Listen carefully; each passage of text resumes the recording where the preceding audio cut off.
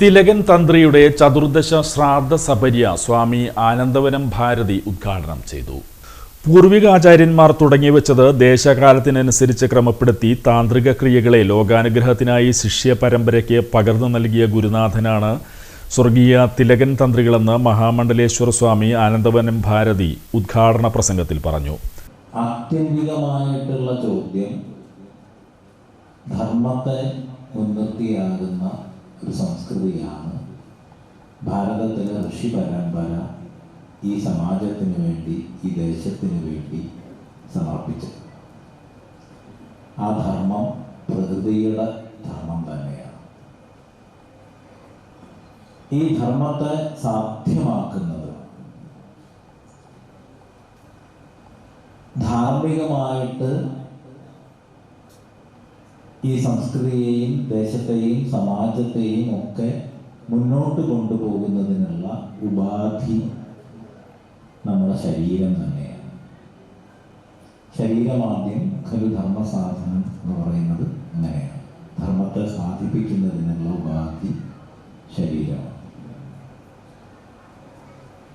ഈ ശരീരത്തിലൂടെ എങ്ങനെ ധർമ്മത്തെ സാധ്യമാക്കാം, ധർമ്മത്തെ സാക്ഷാത്കരിക്കാം എന്നുള്ളതിൻ്റെ പ്രായോഗികമായിട്ടുള്ള പദ്ധതിയാണ് തന്ത്രം എന്ന് മഹാദേവനാൽ ഉപദേശിക്കപ്പെട്ട് നിരവധി ഗുരുശിഷ്യ പരമ്പരകളിലൂടെ കടന്ന് ഇന്നും ഈ ദേശത്തെ ഓരോരുത്തരെയും പ്രോജ്വലിപ്പിച്ചുകൊണ്ടിരിക്കും. വളരെ സൂക്ഷ്മമായിട്ടുള്ളൊരു വിചാരത്തിൽ നമ്മൾ ശരീരം കൊണ്ട് ചെയ്യുന്ന എല്ലാ പ്രവൃത്തിയും തന്ത്രം എന്ന് പറയുന്ന വിശാലമായ ഒരു ആഖ്യാനത്തിൻ്റെ ഭാഗമായിട്ട് വരും. ഏത് തരത്തിലുള്ള പ്രവൃത്തിക്കും സ്ഥൂലമായൊരു ഭാവത്തിനൊപ്പം സൂക്ഷ്മമായിട്ടുള്ളൊരു ഭാവവുമുണ്ട്. സ്ഥൂലമായ ഭാവത്തിൻ്റെ ഫലം സമുദ്രത്തിലൊരു അല പോലെ ക്ഷണനേരം കൊണ്ടുണ്ടായി ഇല്ലാതാകുമ്പോൾ സൂക്ഷ്മമായിട്ടുള്ള ഭാവത്തിൻ്റെ ഫലം നമുക്കുള്ളിലും പ്രകൃതിയിലും. ബ്രഹ്മശ്രീ കൂരാശാൻ സ്മാരക വൈദിക സംഘം ആചാര്യൻ പ്രകാശൻ തന്ത്രി അധ്യക്ഷത വഹിച്ചു.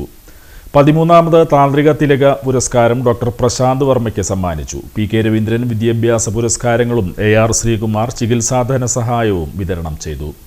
അതുല്യ ഘോഷ്, പ്രധാൻ കുറ്റിയിൽ, സുകേഷ് രാമൻകുളത്ത്, ബിൻസി സുജീഷ്, MN നന്ദകുമാർ തന്ത്രി, ലാലപ്പൻ തന്ത്രി എന്നിവർ സംസാരിച്ചു. PC ബൈജു, PK ഉണ്ണി, NS Prajeesh, PR Manoj, NA Sadanandan, OV Santhosh, PA Sanjayan, MV Santhosh എന്നിവർ നേതൃത്വം നൽകി. ഞാൻ ഈ പുരസ്കാരത്തിന് യോഗ്യനായതിനൊരു കാരണം, അതിൻ്റെ നിമിത്തം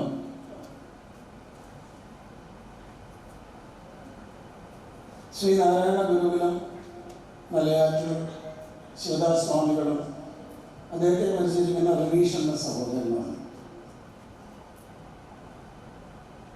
കൂവപ്പടി മഹാഗണപതി ക്ഷേത്രത്തിൽ പ്രോഗ്രാം നടക്കുമ്പോൾ എന്നോട് പറഞ്ഞു, ഞങ്ങളിവിടെ ഒരു നാരായണ ഗുരുകുലം ഉണ്ടെന്ന് അവിടെ കാരണം അവിടെ പാഠ്യവിഷയങ്ങളാണ്, ഗുരുദേവൻ്റെ തത്വങ്ങളാണ് ചർച്ച ചെയ്യപ്പെടുന്നത് എന്ന് വരണം.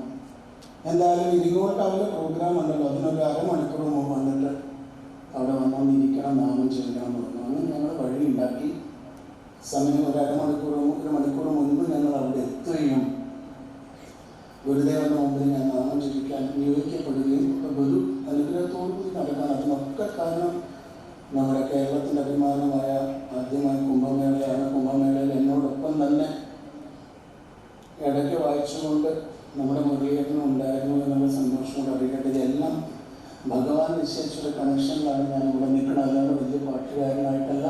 നിങ്ങൾ കൈപിടിച്ച് വളർത്തി വലുതാക്കി ഇവിടം വരെ എത്തിച്ച് 57 വയസ്സ് വരെ നാമം ചെയ്തു.